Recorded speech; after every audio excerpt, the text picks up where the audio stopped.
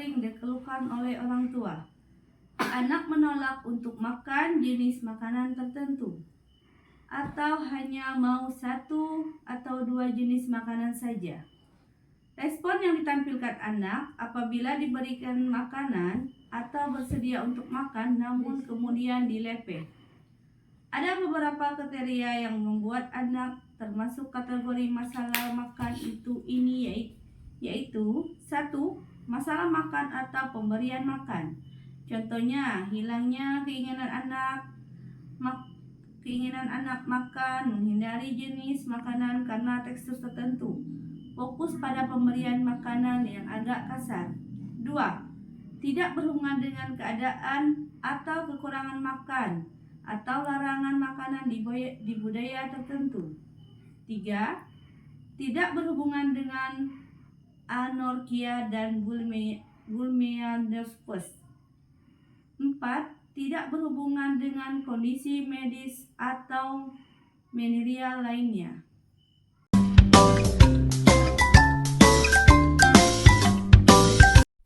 Penyebab menolak makan. Penyebabnya pada anak yang merasa tak nyaman dan tekstur yang keras dan kasar sehingga ia menolak untuk makannya. Adapun anak yang sensitif dengan bau yang dihasilkan, maka tertentu saat berikutnya. Hal tersebut biasanya dihubungkan dengan masalah sensori dan biasanya genetik atau diturunkan oleh kedua atau salah satu dari orang tuanya. 3.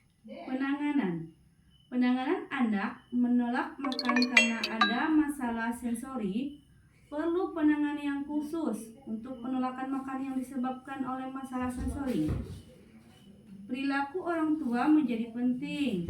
Orang tua menyediakan jenis makanan yang bergizi dan menampilkan bahan makanan yang di atas meja terasa enak. Mengajak anak untuk membuat bersama makanan yang akan dimakannya. Carilah jenis makanan apa yang paling disukai anak dan modifikasi bahan makanan tersebut. Usahakan agar menu tidak sama setiap hari. Hal yang menjadi penting juga adalah munculnya rasa lapar pada saat waktunya makan. Oleh karena itu, pemberian kudapan dan susu di antara waktu makan tidak disarankan. Intinya adalah anak jangan merasa kenyang saat waktu makan tiba.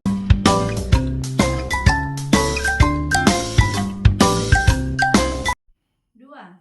Makan sesuatu yang harusnya tidak dimakan atau bisa disebut dengan pica. Pica adalah perilaku menetap dalam memakan benda yang bukan makanan yang sudah berlangsung lebih dari 1 bulan. Benda yang dimakan tidak memiliki nilai gizi bagi anak, bahkan dapat berdampak pada kesehatan atau meracuni tubuh.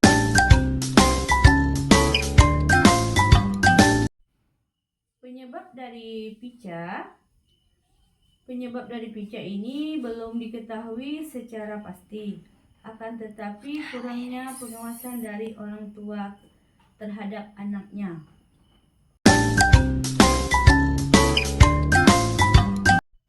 Penanganan dari pica harus dilakukan adalah pemberian edukasi kepada orang tua mengenai nutrisi. Selain itu, orang tua juga harus diberikan pemahaman mengenai kandungan apa yang terdapat di dalam bahan-bahan yang dimakan anak dan bagaimana dampak pada tubuh anak. Mengalihkan ke makanan yang lain dan menyingkirkan bahan yang biasanya dimakan. Terapi modifikasi perilaku dapat dilakukan dengan memberikan pujian pada saat anak memakan makan yang disediakan dan diberikan hukuman dengan cara tidak mengizinkan anak untuk melakukan kegiatan yang disukainya apabila makan benda yang tidak semestinya.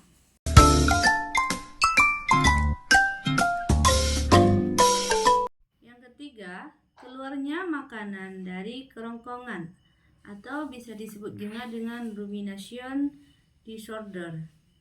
Pengertian masalah makan rumination disorder yaitu apabila anak mengeluarkan makanan dari kerongkongannya dilakukan berulang-ulang, paling tidak selama 1 bulan, akan mengeluarkan makanan dari kerongkongan dengan sengaja.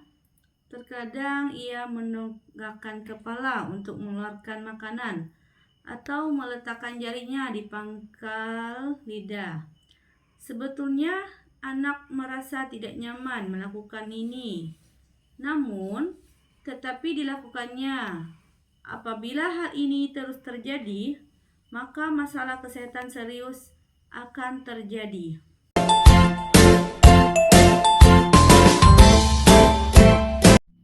Penyebab keluarnya makanan dari tenggorokan pada bayi, ruminasi ini normal dan dianggap sebagai usaha bayi menstimulasi diri.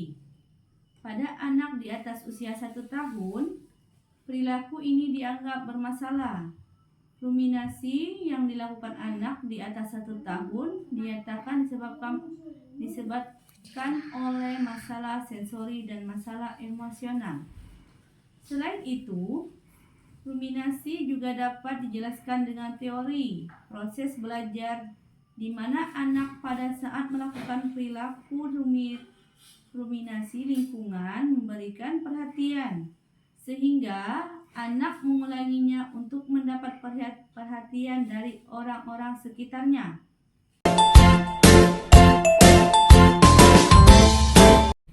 Penanganan keluarnya makanan dari tenggorokan.